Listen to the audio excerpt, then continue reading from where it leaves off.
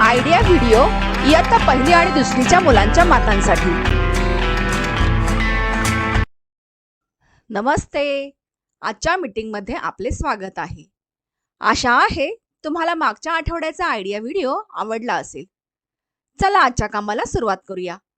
मागच्या आठवड्यातील अक्षरवरून नाव सांगण्याची क्रियाकृती तसेच इयत्ता पहिलीची चित्र मोजून योग्य अंकाबरोबर जोडी लावणे आणि इयत्ता दुसरीची प्रश्नांची उत्तरे लिहिण्याची वर्कशीट व तुमची सिक्रेट सुरक्षित ठेवा। या व्हिडिओवर आपले अनुभव नक्कीच सांगा। आता सोबत आणलेली वर्कशीट हातात धरून फोटो काढू। तोपर्यंत व्हिडिओ थांबवून ठेवू।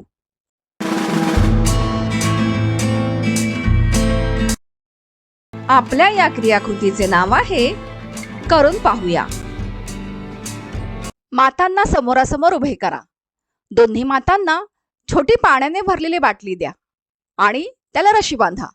तसेच समान अंतरावर कागदाचे काही ग्लास ठेवा।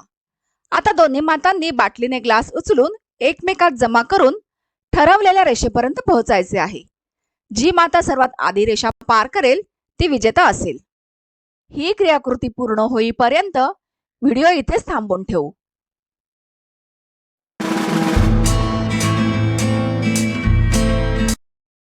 आशा आहे ही क्रियाकृती सर्व मातांनी आनंदाने केली असेल।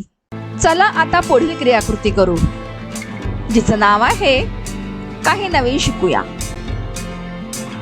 मुलांना शाळेबरोबर घरी बेरजेची संकल्पना शिकवली तर त्यांची समज पक्की होईल। घरातील उपलब्ध वस्तूंच्या सहाय्याने सोप्या पद्धतीने समजवता येईल। चला या व्हिडिओच्या मदतीने समजून घेऊ। बेरीज। बेरीज म्हणजे नेमकं काय असतं? एकत्र करणं किंवा मिळवणं। हे सगळं ठीक आहे, पण गणितात त्याचं नक्की काय करायचं? एका गोष्टीच्या मदतीने समजून घेऊया। चला गोष्टीतून बेरीज समजून घेऊया। बाबांनी तुमच्या वाढदिवसाला तुम्हाला काही पेन्सिली दिल्या। किती पेन्सिली दिल्या? 1, 2, 3, 4, 5। तुम्हाला एकूण 5 पेन्सिली मिळाल्या आणि आईने पण पेन्सिलीच दिल्या। आईने किती पेन्सिली दिल्या? 1, 2। तर आईने या 2 पेन्सिली तुम्हाला दिल्या। मग आता सांगा तुमच्याकडे एकूण किती पेन्सिल झाल्या? विचार करा, एकूण पेन्सिल किती हे कसं काढणार? बाबांनी एकूण 5 पेन्सिल दिल्या होत्या। नंतर आईने तुम्हाला अजून काही पेन्सिल दिल्या। काय करावं लागेल? बेरीज करावी लागेल।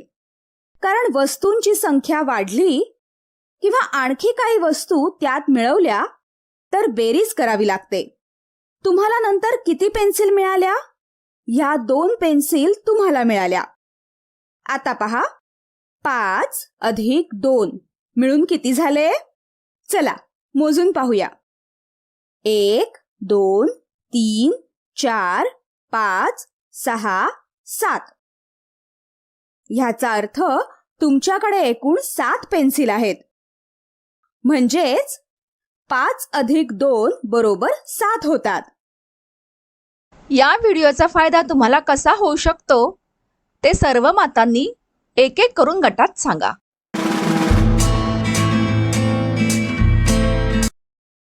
चला आता पुढील क्रियाकृती करू, जिचं नाव आहे घरी जाऊन मुलांकडून करून घेऊया। मूल आरशासमोर बसेल आणि वेगवेगळे चेहरे बनवेल, जसे आनंदी, उदास, रागीट। बघूया मूल किती प्रकारचे चेहरे बनवू शकते। त्याचबरोबर इयत्ता पहिलीसाठी दिलेल्या शब्दांवरून पेन्सिल फिरवून रिकाम्या जागी शब्द लिहिणे आणि इयत्ता दुसरीसाठी रिकाम्या जागा भरणे ही वर्कशीट घरी मुलांसोबत पूर्ण करा।